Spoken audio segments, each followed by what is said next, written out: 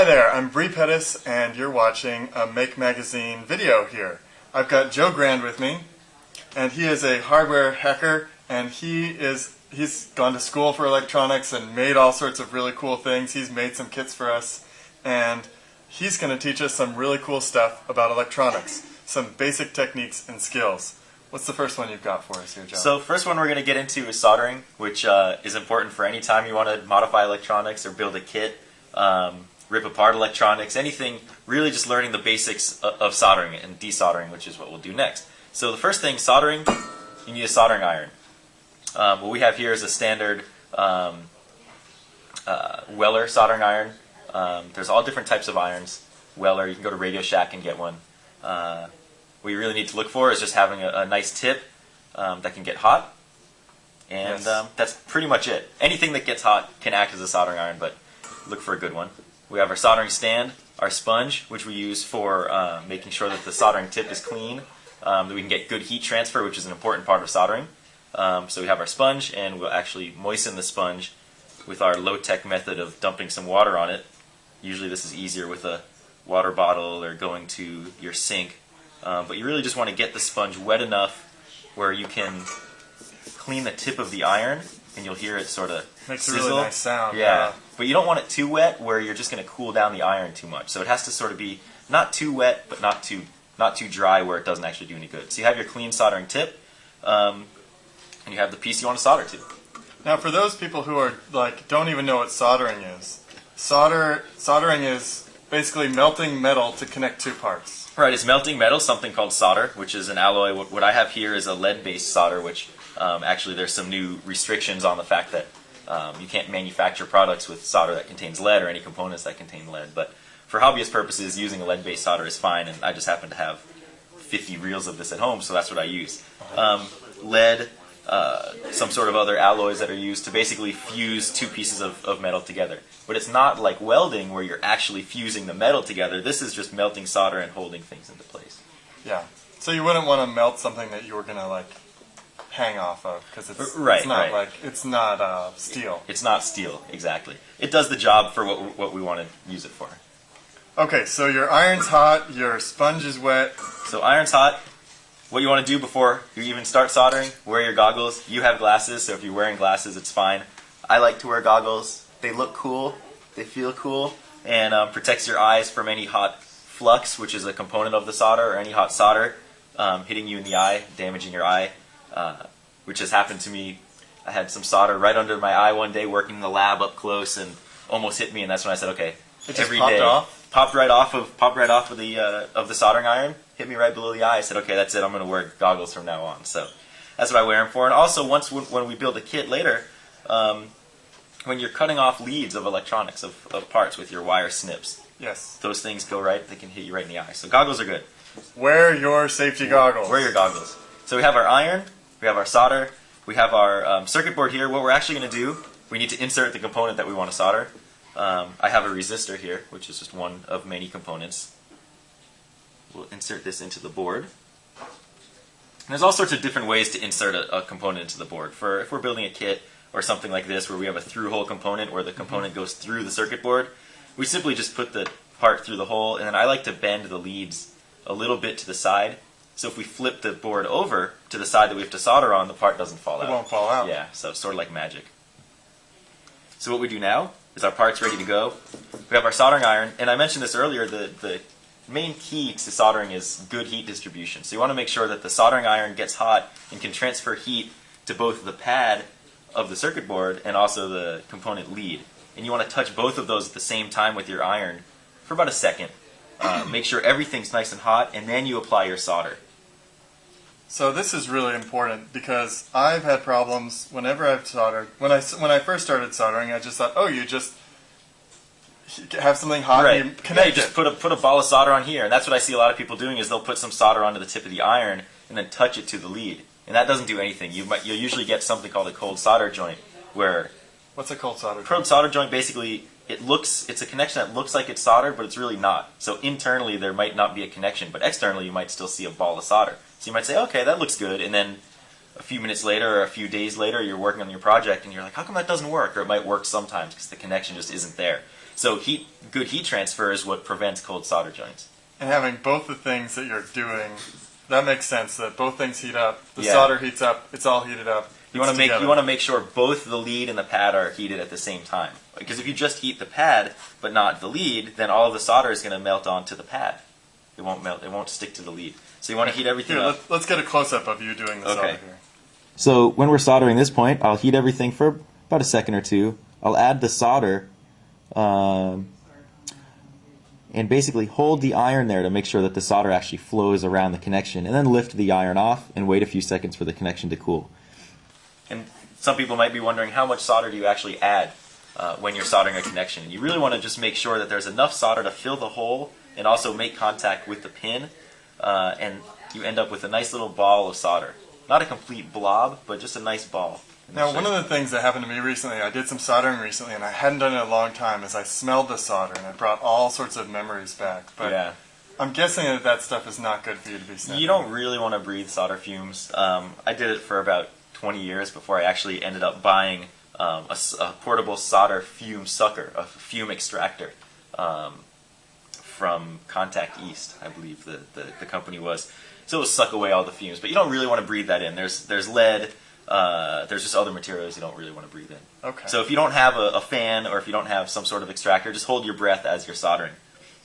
So the final step, obviously, once your component's in there, you want to cut the leads off. You don't want stray leads hanging out all over the place when you're building your project. You want to keep everything nice and flush. So basically, I hold on to one side of the lead, clip it with the other, and now we're done. Make sure that this thing doesn't fly and hit you in the eye. I like the way that you held on to that, so it doesn't go. Yeah, that's the thing. You can also, if you're working in your room or in your kitchen, wherever your lab is set up, you don't want these pieces going all over the place. Going into the rug and then stabbing you through the foot, not good. Yeah, not good. Oh no, we just found out that's the wrong part. We should have put a different one in there. What do we do now? Well, now we have to remove the component somehow. Desoldering is the best way to do that. There's a bunch of different methods to desoldering. I'll show you 3 different ways, though there might even be others out there. These are the ones that I prefer. And it really depends on if you have a through-hole component, like our resistor, or if you have a surface mount component, where all of the connections of the part are on one side of the board. And that's what we'll show you later. No holes going through. Okay. So we'll show you that in our third section. So the first thing that we're going to use is something called solder wick. Desoldering technique number 1. Desoldering technique number 1 is solder wick. Great. And solder wick you can get at Radio Shack or any electronics store, which basically, when it comes in contact with molten solder, it just sucks the solder right up into this. It wicks the solder away from the pad onto this braid, which is really, really useful. So what we'll do with our resistor is try to wick away as much solder as we can from the board, and then we'll try to just wiggle the part out with whatever remaining solder is there. So we'll give this a try. First, what we'll do is lay the wick down on the pad that we want to desolder, and then just like soldering, you want to heat both the pad and the wick at the same time to make sure everything gets hot, and then just sort of pull it away. And you can see all of the solder from that pad got sucked up into the braid. What you'll do, once you've sucked up the solder onto the braid, when you don't want this, you just clip it off and throw it away. Now you have your braid ready to go for the next time you have to desolder. Fresh again for the next desoldering. Yeah, exactly. So we'll try doing the other side. All right, so cool. So let's desolder this. Yeah, we'll just keep going and see if this actually works. So again, just lay the wick down, suck up all the solder. You wait a few seconds until you think all the solder is gone. And usually it works, and I think it did. So now all we have left is our resistor poked into the board with a little bit of solder holding on to the lead in the pad. And that's something that we can simply just heat the remaining pin and then pull it out carefully, either with our hands. It would be better to use a needle nose pliers because it gets really hot, which I don't have. You could use the end of your... Yeah, I guess we could use one of these. So use some sort of device to grab onto your component so you don't burn your fingers, and just carefully heat both sides and pull it out carefully until your part comes out. Voila. And that's desoldering. Desoldering. Yeah, which is, this method is a little more difficult than soldering, especially if you bend the leads of your part back onto the board. It's not a straight way in, so you kind of have to wiggle the part to get it out. So you want to practice this on maybe some test boards before you go do it on a project that you don't want to break. So if I had something that I needed to desolder, I might practice on some other like less important. Yeah, pull something out of the trash and mess with that, or look at a broken printer or a broken computer. Yeah. Experiment with that first, because you don't want to end up damaging your printed circuit board or your component if you don't have others. Okay. So that's number one. That's number one. Second way to desolder. Desoldering method number 2 is using something called a solder sucker, or a solder vacuum. That is a cool looking tool. It's a cool looking device. It's sort of like a combination of a syringe and a baster. You basically push down this spring loaded thing at the top, which loads the solder sucker. When you hit this button, the spring releases and it will suck up any material that's in contact with this pointed tip. So what we'll do is heat up an area of solder. When the solder is molten, we'll load this thing and suck the solder right out. All right, let's do it. All right. So what I have on this circuit board is one pad that's filled with solder. And in general, you might see a component still stuck in there. So if there is a component stuck in there and your solder wick isn't working out or you don't have solder wick, you might try to just pull the part out, but you'll have solder left over in the pad. So using the solder sucker, we can just suck that right out. And what I like to do is heat one side of the board with my iron and then stick the solder sucker on the other side of the board and suck the molten solder right through. So we can do that. I'll heat one side. There's the soldering iron. And then on the other side, stick my solder sucker, sucked up the solder, and now we should have a hole.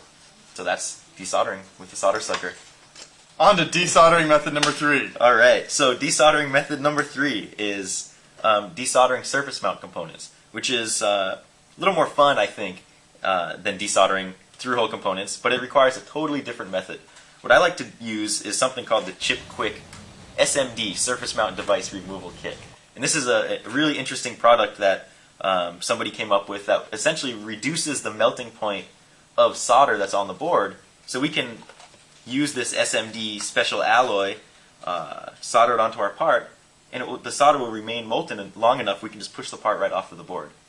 So normally solder is just liquid for a short time when it's very hot, and this is reducing that amount, so you can get it really hot and it'll be liquid, and then it won't get solid again until it cools down farther. Right, so yeah, exactly, perfect. And these surface mount parts aren't like going through holes, they're just like stuck on there, right? Right, so the surface mount parts on this board, we have 3 different parts, and we're going to desolder the middle part where there's just pins resting on top of the board. And you see that a lot with more integrated high-tech products where surface mount is used a lot because machines can actually pick and place automatically the parts onto the board. You don't need somebody to physically solder parts on. So it's a good skill to know. So what we're going to do is inside of our Chip Quick set, we have an alcohol pad, which we'll use at the end for cleaning. We have our special alloy, which basically looks just like solder. It does. But it's a little fatter than the solder that we're using, and it's also more brittle. So this actually breaks. That's how you know if you happen to lose some of this in your big spool of solder, you'll know that it's still the alloy. Then we have some flux, and flux is an important component to soldering and desoldering. It helps with heat transfer from the iron to any metal on the board.